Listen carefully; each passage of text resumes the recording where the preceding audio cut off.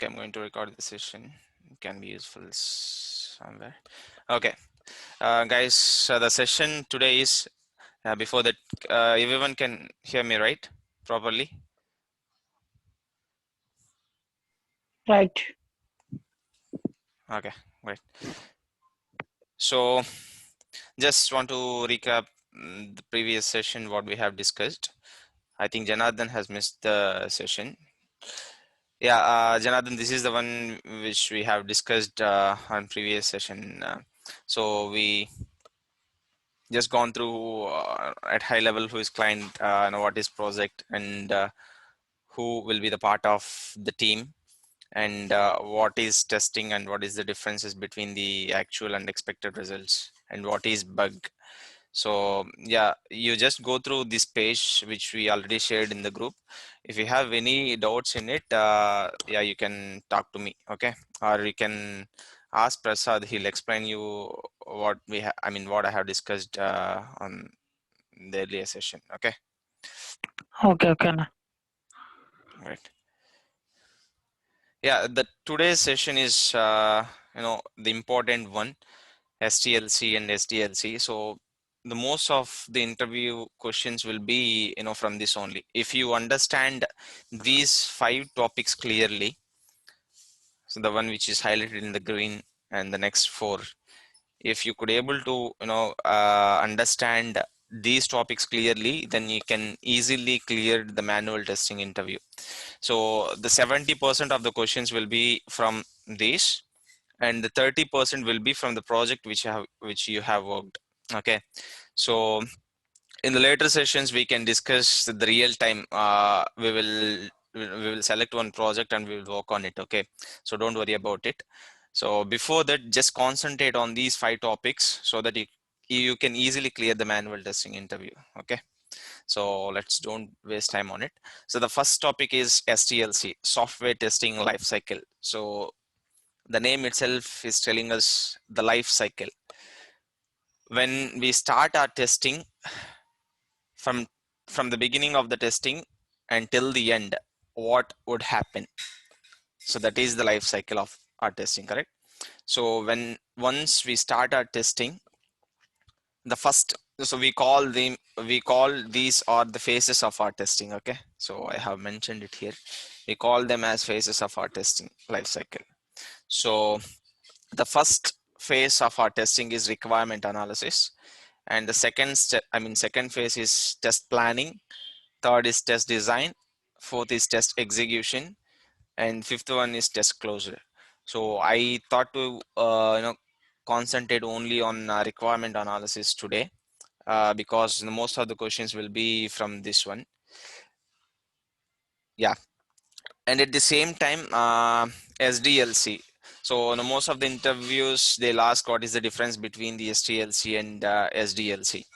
So there is nothing much. The only difference is here we will write the code, and here we only concentrate on our testing. So other than that, everything will be as same as STLC. Okay, so that's why I just want to highlight it. That's why I have written it here. Otherwise, SDLC is not part of our session. Okay, just to understand to you guys, I added it here. But you can see what is the difference that we follow in SDLC and STLC. You can just go through it in YouTube, and if you have any doubts, yeah, please let me know. Okay, so the first step is, the first phase is requirement analysis. So I already told you how we get the project, right? So sales team will contact the client. Okay, and they'll get to an agreement that whether they are doing that project or not. If they are doing, then the agreement will be, the project can start at any time of, once everyone is available. Yeah, I'll tell that later. Okay, what we are discussing here, the requirement analysis, right? So once the project is agreed, at high level, what happens is client will share the requirements with the business analyst. So business analyst is basically It can be from the client side or it can be from the company side. The one, let's say for example, TCS, Amazon is the client, okay, and Amazon is agreed a project with TCS, okay, and the business analyst can be from TCS, the business analyst can be from Amazon, okay. So business analyst is the one who listen the requirements from the client, and that can be given to the test managers or the development team in TCS. Okay, we will see what is requirement, everything now. So first we'll see what is requirements. Okay, let's take an example. Everyone have used Amazon, right? So the most of and 100% of the crowd might definitely know what is Amazon and how to book a product in it, right? Guys, everyone know, right?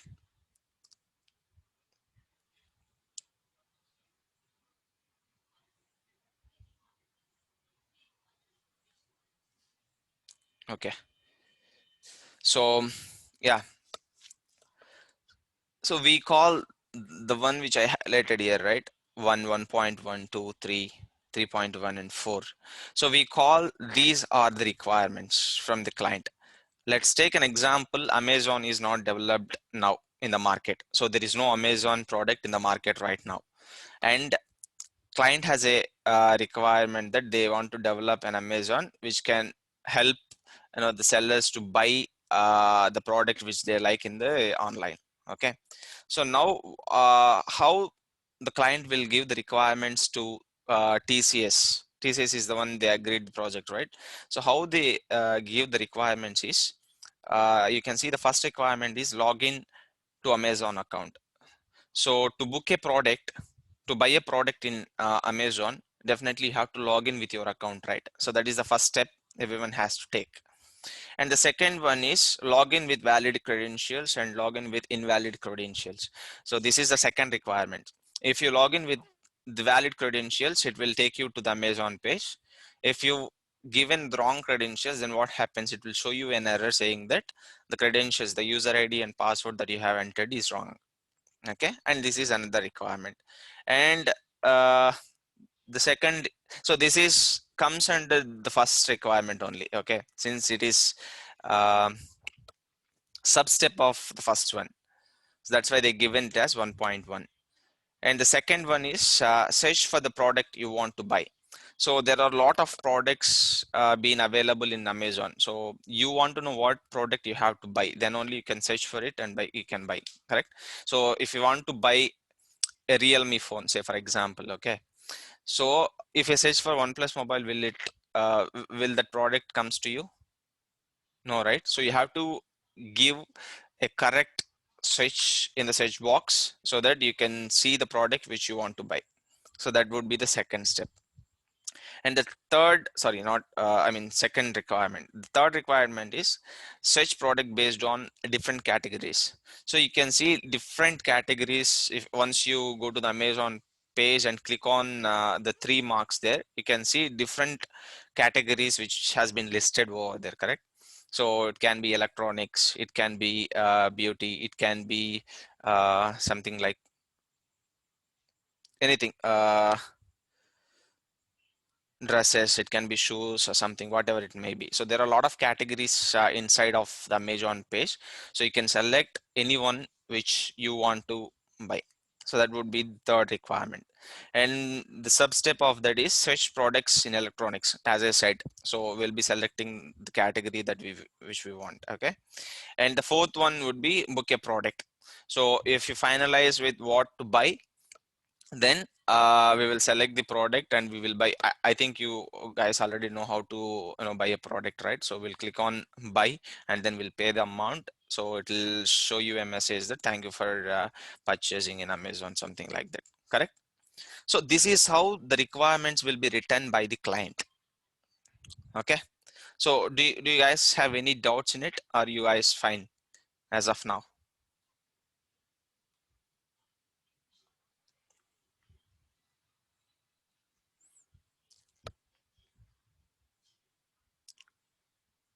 Karmala, Prasad, can everyone respond so that No, I bro. can? No, bro. Clear. Okay, Okay, Sunil, go ahead. great. So here the requirement is to develop Amazon website, right? This website is much familiar to everyone, so everyone know about Amazon, correct? In this case, that's why you are able to understand the requirements which has been listed here. So when you see login to account, you'll give user ID and password, and then to buy a product, I know that I have to click on the product and I have to click on buy now, and then I have to give my debit card or credit card details and click payment. So everyone know that because everyone is familiar with the functionality. Everyone is familiar with uh, Amazon, what we do, correct? But there are cases where there are new applications coming into the market. Say it is not an Amazon, it is something else. So that time it will be a challenge. You don't know anything about the application, okay? And the requirements will be given in the same way from the client. So what you have to do in that case? Since Amazon is a known thing, so you can easily understand what I have written here. But I am working for some other application. Then what you have to do? What would be the first step that you take? Can anyone tell me? So the requirements will be written in the same way, okay? And we want to develop not Amazon, some other application. Then what would be the first step that the testers has to take?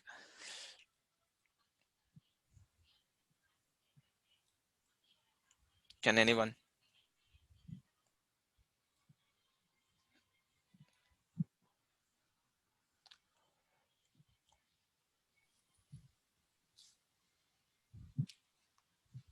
No, bro. Yes, Prasad. Can you repeat this question? Okay. See, I'm talking about Amazon, right? Earlier, I have write down the requirements here, correct? Yeah.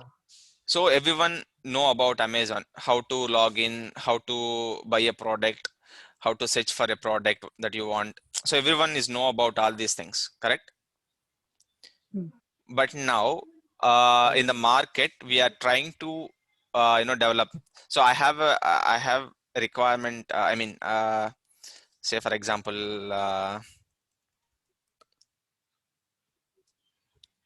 which one we can say?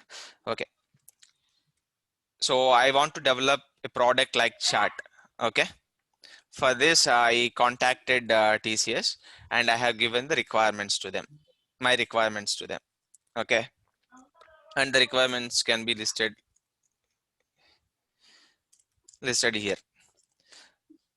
You guys know about Amazon, how to log in and everything, but you guys don't know about chart, right? Which is a new one, which I mean, which is have a different First, requirement and which is my thought how to develop it. So you guys don't know what the product is, correct? So in this right. case, when we see the requirements, what would be the first step that you do? First, you can register. Sorry,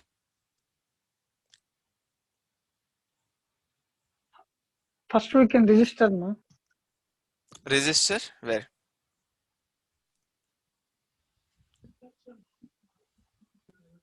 Okay, yeah, don't worry. See the Sunil, thing. Yes, yes, Karmala. based on the requirement, we develop the app or a program, whatever it is, right? See, our aim is to test, not to develop. We are testers. Okay, we don't need to develop the things. We only test. See, the first step what we have to do is every time you should not very clear on the requirements Uh, given by the client. Yes, Prasad.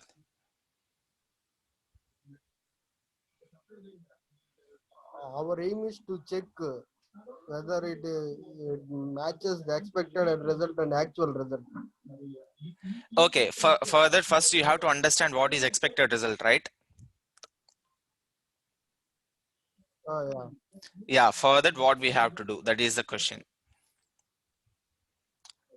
See here, you know that this is the known thing for everyone. That's why you are easily understand that expected result. If you give wrong credentials, it will show you an error that you already know it. Okay, but when you are working with a different application and that is very new to everyone don't know about it. Okay, so that time what you guys do, that is the question. I'll tell you. Yeah, the first thing what you have to do is you have to understand the requirement. This is the main thing. Understand the requirement.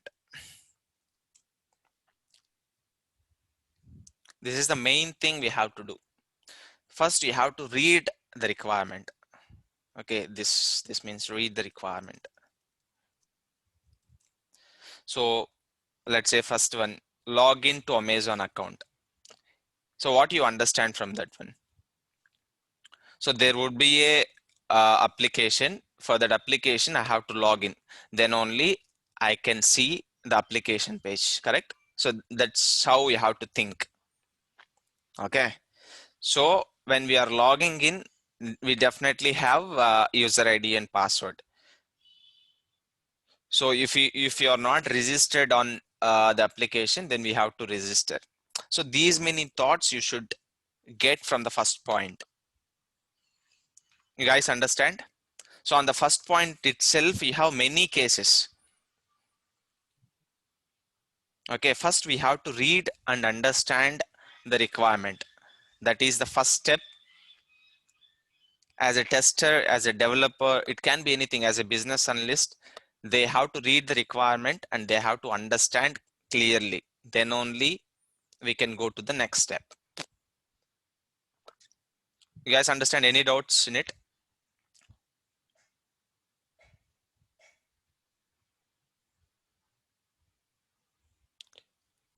Guys understand? Any doubts, Prasad? Go, go ahead, Sunil. Sure, go ahead. Okay. So the first step what we do is we read and understand the requirement.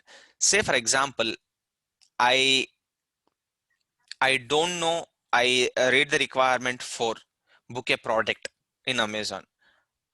Say for example, I have not used Amazon before in my lifetime, so I don't know how to book a product. Let's say for example, okay. So what I do in that case? You guys tell me if you guys don't know how to book a product and you are working on this requirement. So let's say Janardhan is working on requirement 4, okay, and he don't know how to book a product and he didn't understand what client has given in the requirement. Okay, requirement should not be like this, guys. You don't think that it will be in one liner. Okay, they would have explained you everything here. So they'll write everything in the document. So they'll explain you everything. It's not like one line. Okay, they'll explain you, but still Janardhan has not understand that what the requirement is exactly, and he don't know how to book a product in Amazon. So what would be the first step he take then? He read the requirement that has done, and what would be the second step he take? Can anyone guess?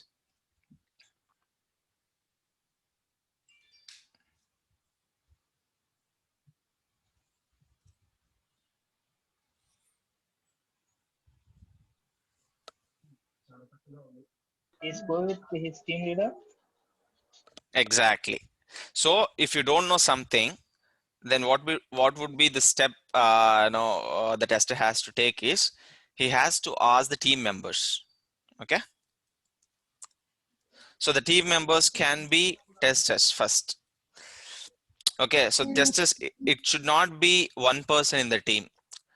There are 99%, there should be either 2 or 3 testers. If there is a small project, very small project, then only there would be one testers. Okay, so let's take, there are 3 to 4 testers in the team. So if I don't know something, then I'll be contacting to my colleagues, correct? Testers. If testers also don't know, what they do is they'll contact team lead. because he is the experienced guy in the team and he might have experience in the application or the functionality that we are working on. Okay, let's take an example. If team lead also doesn't know the functionality, then what would be the step they'll take? I think we already discussed it in the first session. They go with their project manager. Let's take project manager also don't know about it. Then We have to ask with the client. correct. So we have two options right there. So the first one is we will be contacting either the business analyst. It, he can be from the TCS side, or he can be from the client side. Okay, so at high level we will be contacting the client. So you understand, right? We'll read the requirement, and if we don't understand, then we'll be asking our testers. If they itself doesn't know that, then we'll be asking the team lead, and if he doesn't know, then we'll be contacting the client. So the contacting of the client can be in two ways. Okay, so I'm talking about the real time. Please keep it in mind, don't forget. So the first step what we do is there are two ways to contact the client. It can be email, so you can send an email your doubt in. You can send an email to the client by email. Okay, and the second step what we do is we have a document like clarification document. Okay, so as like Excel, I'll create another sheet. Okay, so I'll name it as clarification document. Okay, and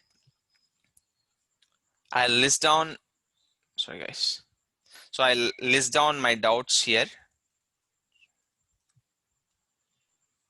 how to book a product.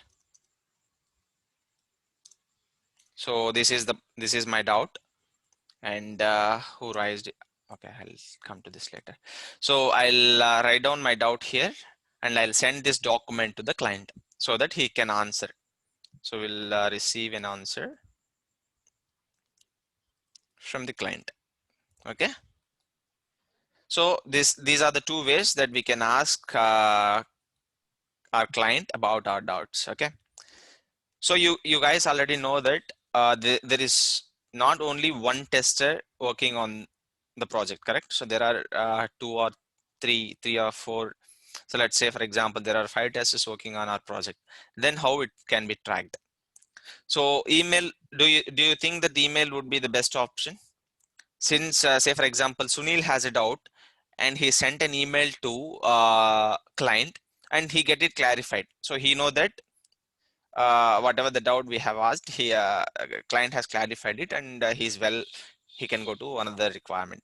But what happens in this case? Everyone doesn't know about what you asked and what he clarified, correct?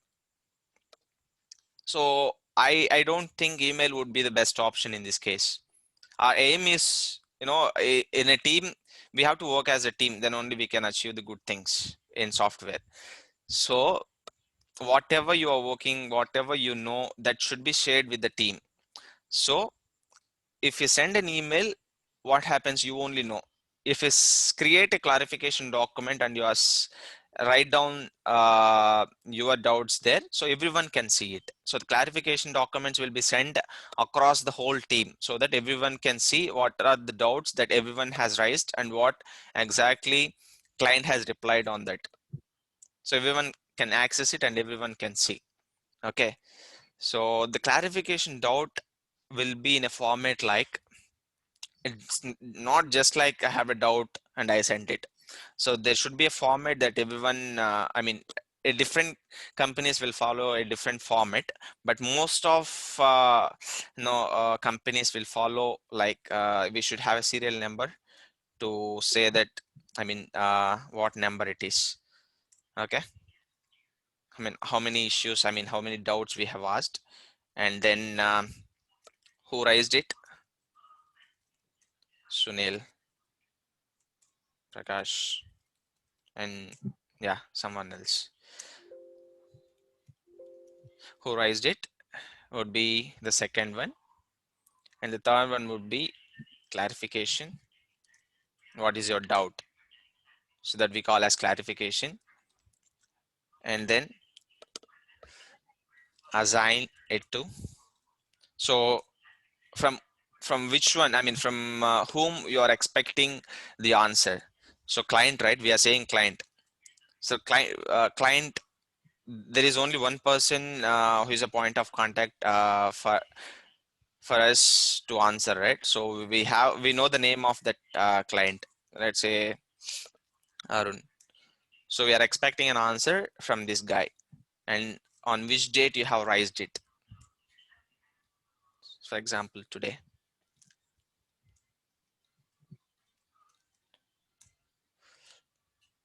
and when it the status can be open or closed. If you get an answer from the client, from Arun, then we'll close it.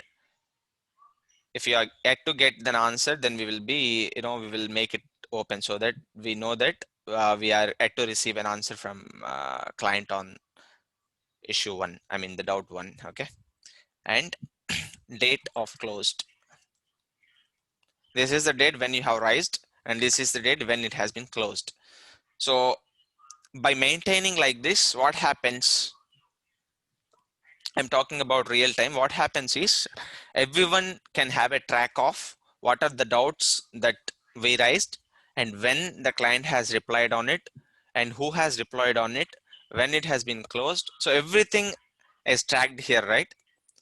We have to track everything in the software. Then only if there is a problem happen, if there is something happens wrong, if there is something wrong happens in the project, then we have we have already documented it, because Prakash has already raised a concern that I have don't know this on that day itself, and we see that that is not yet answered. Say for example, if it is still open, so that is a mistake from the client side, because even though we have a doubt from our side, that has been not answered by the client. That is a mistake from the client. So they should not target testers on that time. That's why everything should be tracked by the testers. So everything should be documented. For this clarification document, no, this is how will be maintained. Any doubts, guys, in this clarification document? Bro, can we assign many more members? Didn't get you, Shafi. I mean,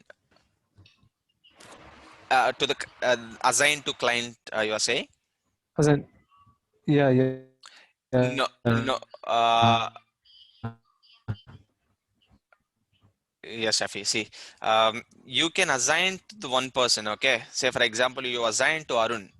So Arun will see it. So everyone from the client side will open the clarification documents you will send at the end of the day to the client. Okay. So everyone will open it. Say, for example, Arun opened it and he don't know what you asked. Say, for example, I asked how to book a product.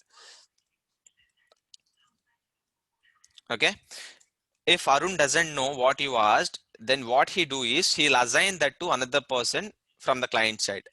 Okay, let's say Ramesh is another guy from client side and he might have known it. Then he'll assign it to Ramesh and Ramesh will answer to you. We don't need to change the name from our side. We know only one person and we have assigned it to him. If he doesn't know, then he'll assign it to some other guy and he could able to answer you. Okay. And there are cases where Arun itself comes to you and say that assign it to Ramesh, so that he can answer you. Even that can happen. Either we can change it or they can change it. Understand, guys? Understand, Shafi? Yeah, yeah. Great question. Yeah, anyone have any doubts? You should have come up with many doubts so that it would be good for everyone. Everyone should know it.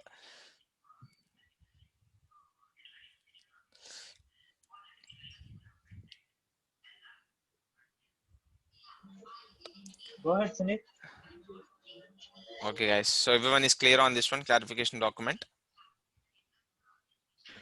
Bro, Yeah.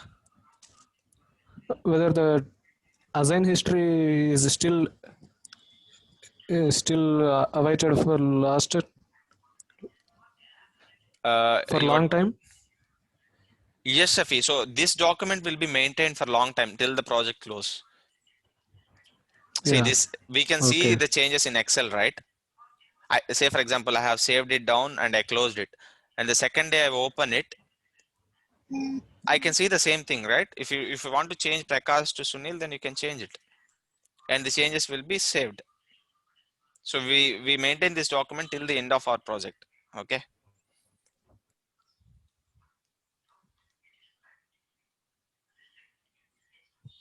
And more in 90% of the cases, the clarification document would be used at the starting stage of our project. Since we will read the requirements at the starting stage of the project, right? Then we have the design, then we have the execution. So that time we doesn't need the clarification document, because first thing, that's why I told you many times, what would be the first step that we have to do is understand the requirement, read it carefully, get it clarified on the first phase of STLC. So we are talking about the first phase, right? Requirement analysis. So you have to read it carefully. We have to understand. If we have any doubts, then we have to raise a clarification to the client, and we have to get it clarified before we do test planning. So that would be our aim. Okay. Any doubt, guys?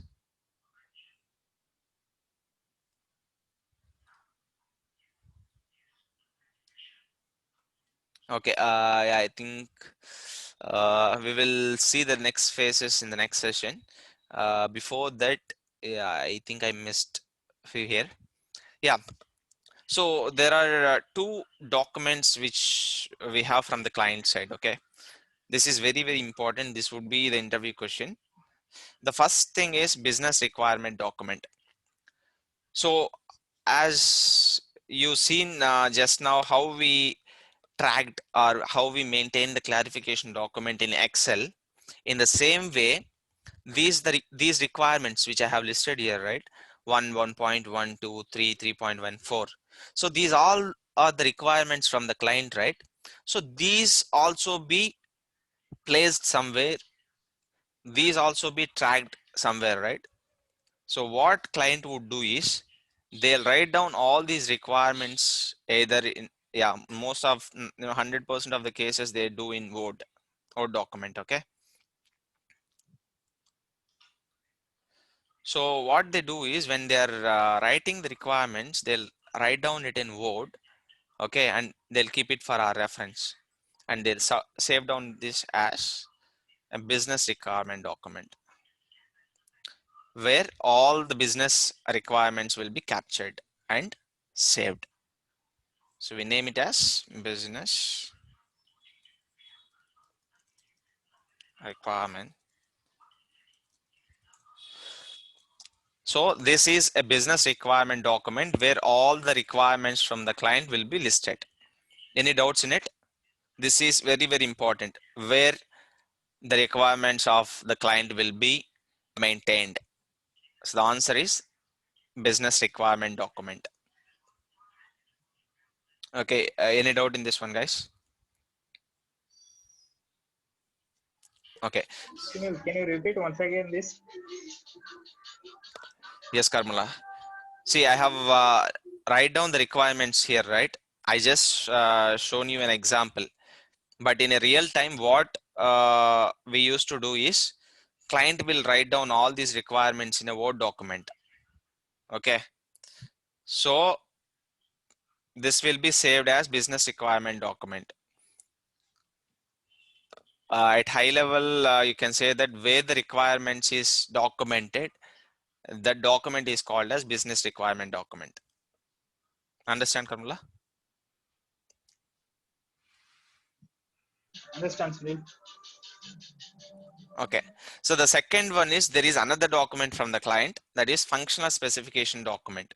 So two things here. I'll tell you this one, when we see the real-time examples. Okay, as of now, just understand, I mean, just keep in mind that we have two documents from the client. One is business requirement document where all the requirements will be captured, and the second one is functional specification document. See, what is the difference between the functional and business requirement document is, in functional specification document, the requirement will be explained very clearly.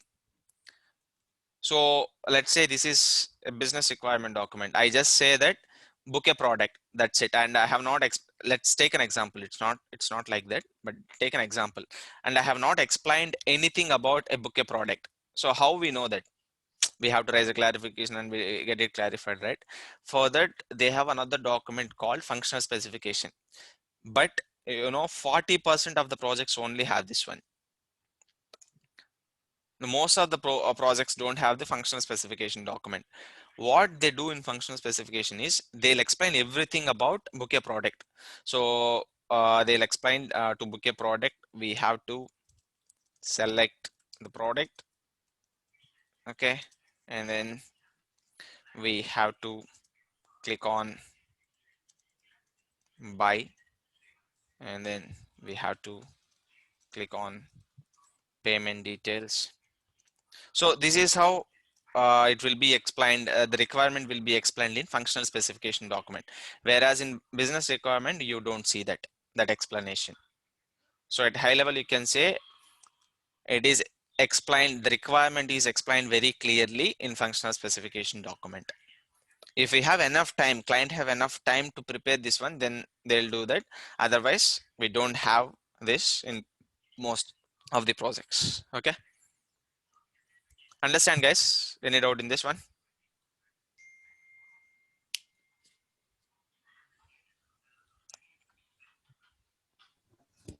Understood, Sunil. Sunil bro, Yeah, Shafi. who will maintain the business requirement document?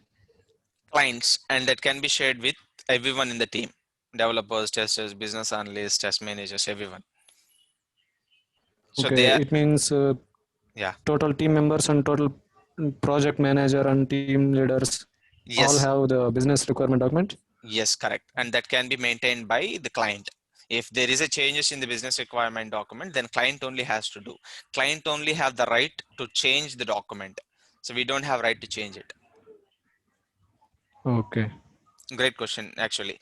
Yeah, so we as testers or developers, we don't have right to change it because we are receiving a requirement from the client, right? We have to do what he is telling to us because he is giving money to us and saying that you have to do this one. We cannot say that we don't do this. We cannot say that we will change and do this. We can only give the suggestions. Good question. Basically, we only give the suggestions. Based on our suggestions, client will decide whether that can be changed or not. You understand? Yeah, yeah. So we only can give the suggestions. So we in a real time, what we can call that as add on, I think. Yeah, add on. So we can call that as add on. If you are giving suggestions to the client and client has changed it, then it would be a good appreciation it from the client, because whatever the suggestion that we are giving, if it is useful for the client, then it will be a good appreciation, and it will impact the project also. It will help to get more projects from the same client. So that's why we always give the suggestions to the client. This can be like this can be like that, like that. Okay. Okay. Bro, another question. Yeah, If the if the client was if the client will give functional specification document to us, then who will prepare the business requirement document? great question. Client. I thought to explain you that in a real time, but yeah, since you have asked, I'll tell you. So business requirement document will be prepared by the client. Okay. And Okay. when it comes to functional specification document, it would be prepared by two people: client and developer. Because see, when it comes to testing, once the code is developed, right? If they if they develop the code what it means. So they know everything. Then only they could able to develop the code, right? So developer know everything, each and every step we have to do in the product, that developer has to know. Then only he can develop the code. So he is the one who prepare the functional specification document to make it very clear, because it would be understandable for the testers. We can understand it very easily, and we can write the test cases and we can execute. Understand? And Yeah. it can be client also. It can be developer and can be client. Any one of it can prepare, because client already know what step we have to take, right? Client already know each and every step that we have to do. And once the code is developed, developer also know that each and every step what we gonna do. Okay, so either client or developer will prepare a functional specification document.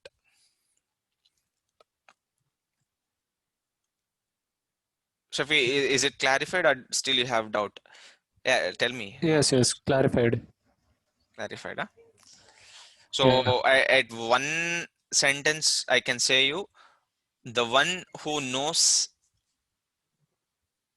everything, I mean, the one who knows each and every step in the product can prepare the functional specification document. Okay. Yeah, any doubts in today's session, guys?